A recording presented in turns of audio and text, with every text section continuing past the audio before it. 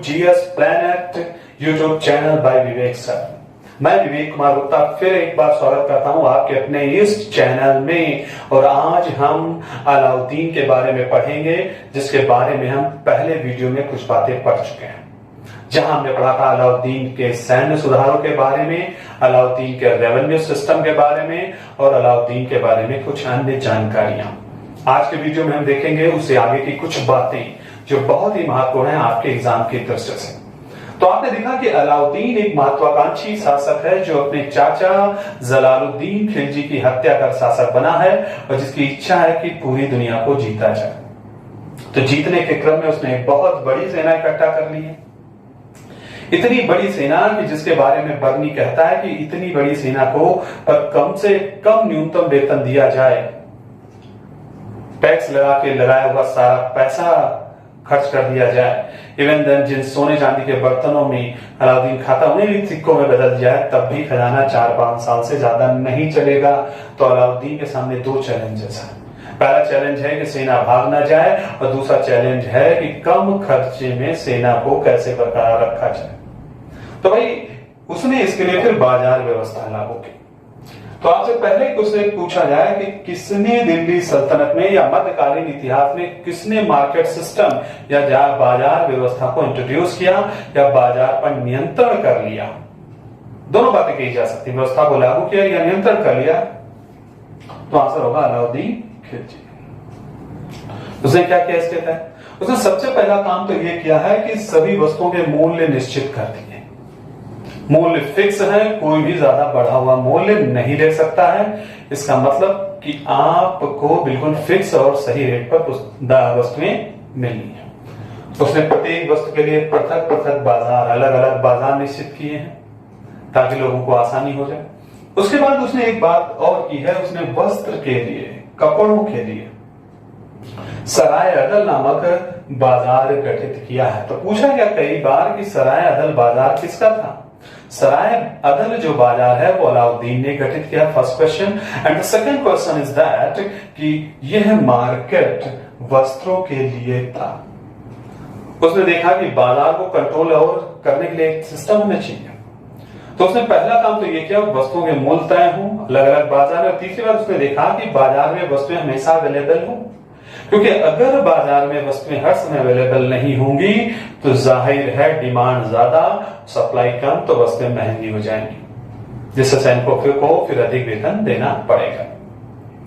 काला बाजारी ना हो सके, सट्टेबाजी ना हो सके, ब्लैक मार्केटिंग ना हो सके, इसके लिए फिर उसने बाजार में एक विभाग बनाया जिसे कहा गया दीवान ए रियासत, जिसे व्यापार विभाग कहते हैं। अब देखिए यहीं पर दो प्रश्न आ जाते हैं। पहली बात तो दीवान ए रियासत विभाग को किसने गठित किया? अलाउद्दीन ने। ये क्या है? व्यापार विभाग। हर व्यापारी को यहाँ अपने को रजिस्टर कराना होगा, जैसे आज हमारे यहाँ कॉमर्स डिपार्टमेंट में व्यापारी रजिस्टर कराते हैं, वही लोग व्यापार कर सकेंगे जो इसमें रजिस्टर होंगे। अब फिर इसने ये देखा कि लोग काले बाजारी ना करें, सट्टेबाजी ना करें, कम ना तोलें। इवन देन अलाउद्दीन ने इसके लिए गुप्तचर नियुक्त कर दिए। मुनिहांस हैं, बरीद हैं, सहना है। उसने पद तक बना दिया सहनाए मंडी, बाजार अधीक्षक का पद, जो देखेगा कि बाजार में कोई वस्तु कम ना तौले। अलाउद्दीन ने इसे इतनी सख्ती से लागू किया कि अगर कोई व्यापारी बाजार में कम वस्तु तैरता था तो वो उसी व्यापारी के सिरे से उतना ही मांस निकाल लिया जाता था। अब आप सोच सकते हैं ऐसा होने पर क्या कम तौला जाता होगा? नहीं। तो जाहिर है इस तरह जब उसने बाजार कंट्रोल कर ली, वस्तुओं के दाम निश्चित हैं, कोई काला बाजारी नहीं है, वस्तु तौल में पूरी है, तो अगर सैनिकों को कम भी वेतन मिलेगा तब भी वो आसानी से सर्वाइव कर जाएंगे। इस तरह उसने बाजार को कंट्रोल कर लिया। चलिए फिर बात करते हैं। अब अगर देखा जाए तो उसने कुछ बिल्डिंग्स भी बनवाई हैं, बड़ी फेमस है, जैसे अलाई मीनार, अलाई दरवाजा, 1000 सतून महल, 1000 खंबा महल, सीरी किला। सीरी किला जब मंगोलों के आगमन ज्यादा बढ़ गए थे तो उसने दिल्ली में सीरी किला बनवाया था, सीरी फोर्ट और जमायत खाना मस्जिद बनवाई। और खास बात है ये सभी इमारतें, चाहे वो अलाई मीनार हो, अलाई दरवाजा हो, 1000 सतून महल हो, 1000 खंबा महल हो, सीरी किला हो, जमायत खाना मस्जिद हो, ये सब के सब कहां हैं? सब की सब दिल्ली में हैं। कहां है? दिल्ली में है। और ये अलाउद्दीन की स्थापत्य कला का एक नायाब बेजोड़ नमूना है। अब देखिए, अलाउद्दीन बीमार हो गया, अलाउद्दीन की हालत सही नहीं है। कहते हैं कि अत्यधिक श्रम ने उसके शरीर और मस्तिष्क दोनों को खोखला करना शुरू कर दिया है और उसके सेनापति मलिक काफूर ने उस पर लगभग नियंत्रण कर लिया है, उसका मानसिक रूप से। उसके बाद अलाउद्दीन की आखिर में 1316 में मृत्यु हुई है। हालांकि कुछ इतिहासकार कहते हैं कि देखिए, अलाउद्दीन का जो मकबरा है वो दिल्ली में है। दिल्ली में जो कुतुब मीनार का एरिया है वो कुतुब कॉम्प्लेक्स कहलाता है, उसी क्षेत्र में उसका मकबरा है। इस बात को आपको ध्यान रखना है। अधिकतर जब अलाउद्दीन की मृत्यु के अवसर पर उसके सेनापति मलिक काफूर का प्रभाव जम जाता है। मलिक काफूर का इतना प्रभाव अलाउद्दीन पर कि मलिक काफूर के प्रभाव से अलाउद्दीन ने अपने पुत्र खिस्र खां, बड़े पुत्र खिस्र खां को उत्तराधिकार से वंचित कर दिया है, यानी उसे अपना उत्तराधिकारी नहीं बनाया है, बल्कि उसने अपने 5-6 साल के एक छोटे से बेटे शिहाबुद्दीन उमर को शासक के रूप में मनोनीत करता है। इधर अलाउद्दीन का सेनापति मलिक काफूर शिहाबुद्दीन का संरक्षक बन जाता है अलाउद्दीन की मृत्यु के पश्चात। इवन देन वो शिहाबुद्दीन उमर की मां, जो कि राजा रामचंद्र देव की पुत्री से, उसे विवाह भी कर लेता है। फाइनली जब उसका सत्ता पर कंट्रोल हो जाता है, संपत्ति मिल जाती है, तो वो शिहाबुद्दीन उमर की मां को और क्या कहते हैं कि सल्दी खां को और खिज्र खां को, इन सबको जेल में डाल देता है। उसके बाद वो हत्या कराने लगता है अलाउद्दीन के प्रति वफादार सरदारों की। इस बात से अलाउद्दीन के वफादार सरदार चिंतित हो जाते हैं और वो मलिक काफूर को हटाने का निर्णय सोचते हैं। और इन सबसे बेखबर मलिक काफूर जेल में बंद मुबारक खां, जो अलाउद्दीन का बेटा है, उसकी हत्या करने के लिए अपने सैनिक भेजता है। लेकिन मुबारक खिलजी ने बड़ी होशियारी से अपने स्वयं हीरे का हार देकर और उन सैनिकों को अलाउद्दीन के प्रति वफादारी याद दिलाकर वो उन्हें वापस भेज देता है। वो सैनिक आते हैं और हत्या कर देते हैं मलिक काफूर की।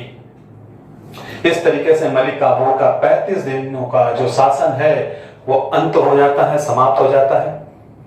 फिर सरदार मुबारक को कैद से छुड़ाते हैं और मुबारक शाह खिलजी बन जाता है शिहाबुद्दीन उमर का संरक्षक। 2 महीने बाद वो शिहाबुद्दीन उमर के समाप्त कर खुद शासक बन जाता है मुबारक शाह खिलजी के नाम से। तो अगला जो शासक बनेगा मुबारक शाह खिलजी। इससे पहले अलाउद्दीन पर एक बात और याद मुझे याद आ रही है कि अलाउद्दीन के समय चित्तौड़ के राजा राणा रतन सिंह और अलाउद्दीन के युद्ध का वर्णन मिलता है। और यहीं पर राणा रतन सिंह की पत्नी पद्मिनी और अलाउद्दीन की एक कहानी बनती है जो इतिहासकारों में चर्चा में है, उस कहानी का वर्णन मिलता है। तो यहीं पर एक प्रश्न आता है, वो चित्तौड़ के राजा कौन थे? रतन सिंह थे। रतन सिंह की पत्नी का नाम क्या था? पद्मिनी था। और इस प्रेम कहानी का जो वर्णन है वो एक राइटर है मलिक मोहम्मद जायसी, जो याद रखिएगा शेरशाह के काल में हुए थे। किसके काल में? शेरशाह के काल में। और उन्होंने जो 2 पुस्तकें लिखी थी, पद्मावत और अखरावत, तो उसमें पद्मावत में कहानी का वर्णन मिलता है। हालांकि ये बात बहुत विवादित है इतिहासकारों के मध्य, इस पर कोई एकमत निर्णय नहीं है। अब देखिए, अब शासक बनता है कुतुबुद्दीन मुबारक खिलजी। समय काल याद रखिएगा 1316 से 1320 है। वो दिल्ली सल्तनत का अजीब सा संखी इंसान है, अजीब सा, समझ में नहीं आता है। वो पहला ऐसा सुल्तान है जिसने खलीफा की ही उपाधि धारण कर, जबकि आप देखते थे कि सुल्तानों को खलीफा से अनुमति लेनी पड़ती थी, जबकि इसने स्वयं को खलीफा घोषित कर दिया। आप समझ सकते हो कि यह किस टाइप का इंसान होगा। उसने और भी उपाधियां दी। उसने स्वयं को अल इमाम, खिलाफत उल लह, जैसी उपाधियों से नवाजा, यानी उसने अल-इमाम और खिलाफत उल-लह उपाधि धारण की। उसे नग्न लोगों की संगत पसंद थी, वो नग्न लोगों के साथ रहना पसंद करता था। हालांकि बड़ी अजीब बात है, लेकिन फिर भी ये एग्जाम में पूछा जाता है। आपको याद रखना है कि नग्न पुरुषों की संगत किसे पसंद थी? वो थी मुबारक साहब खिलजी की।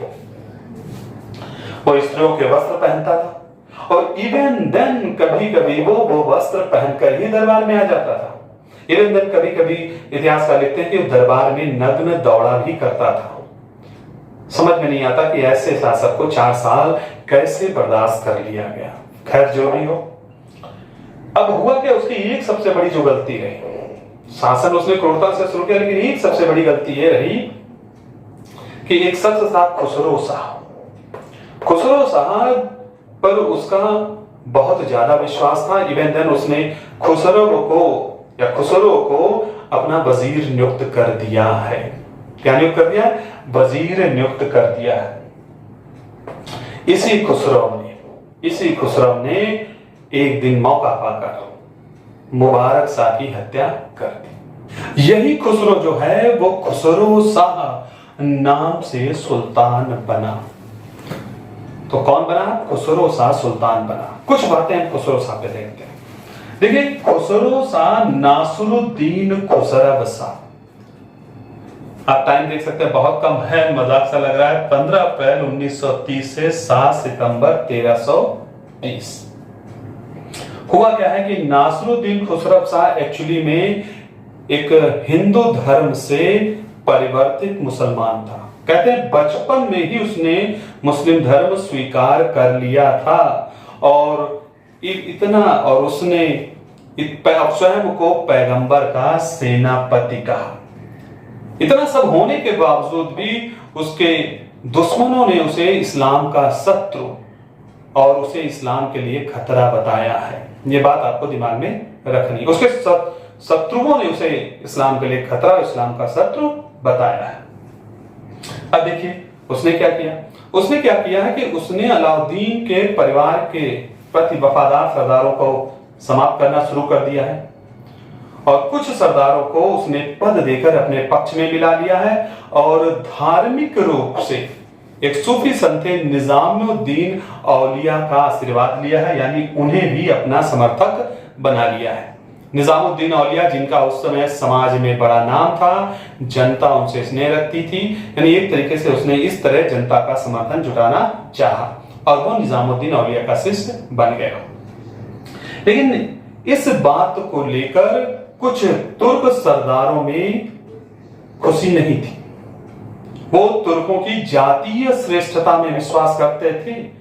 उन्हें नहीं लगता था कि एक परिवर्तित मुसलमान उनसे श्रेष्ठ हो।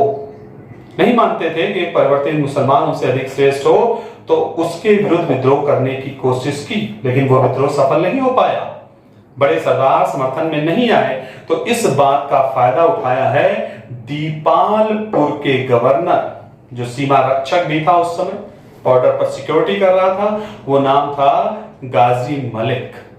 गाजी मलिक ने निम्न स्तर के सिपाहियों को और जनता को उकसाया इस हिंदू धर्म से परिवर्तित मुसलमान के विरुद्ध विद्रोह करने के लिए। और ये सिपाही और जनता का एक ग्रुप कहीं ना कहीं सीमा से दिल्ली की तरफ बढ़ गया और ये खबर सुनकर, उनके गाजी मलिक के आक्रमण की खबर सुनकर खुसरो शाह दिल्ली से बाहर निकला और इंद्रप्रस्थ के मैदान में युद्ध हुआ। लेकिन कहते हैं खुसरो शाह पराजित हुआ और वो भाग खड़ा हुआ और तिलपत एक जगह पर थी। इस जगह को याद रखिएगा, एग्जाम में कई बार पूछा गया है कि वो कहां मौत के घाट उतारा गया। तो तिलपत नामक स्थान पर वो पकड़ा गया और वहीं पर मौत के घाट उतार दिया गया। इस प्रकार खुसरो शाह की मृत्यु हो जाती है। उसके बाद गाजी मलिक बहाने से बलबन के लाल महल में प्रवेश करता है, यह देखने के लिए कि अलाउद्दीन का कोई परिवार का सदस्य जीवित है या नहीं। जीवित हो तो उसे सत्ता पे बैठाया जाए और फाइनली फिर वो खुद दिल्ली की सत्ता पर गियासुद्दीन तुगलक नाम से दिल्ली का सुल्तान बन जाता है। इसी के साथ एक नए वंश की स्थापना होती है जिसे हम तुगलक वंश कहते हैं। तुगलक वंश की खास बात यह रही है, ये दिल्ली सल्तनत पर सबसे लंबे समय तक शासन करने वाला वंश रहा है, जिसमें कई शासन रहे हैं, जिनमें हम मुख्यतः पढ़ेंगे गयासुद्दीन तुगलक, मोहम्मद बिन तुगलक, फिरोज शाह तुगलक आदि। आई थिंक आज के लिए ये सेशन पर्याप्त है। अगर आपको चीजें समझ में आई हो, अगर आपको ये सेशन अच्छा लगा हो तो आप इसे शेयर करें, सब्सक्राइब जरूर करें, लाइक करें, कमेंट करें।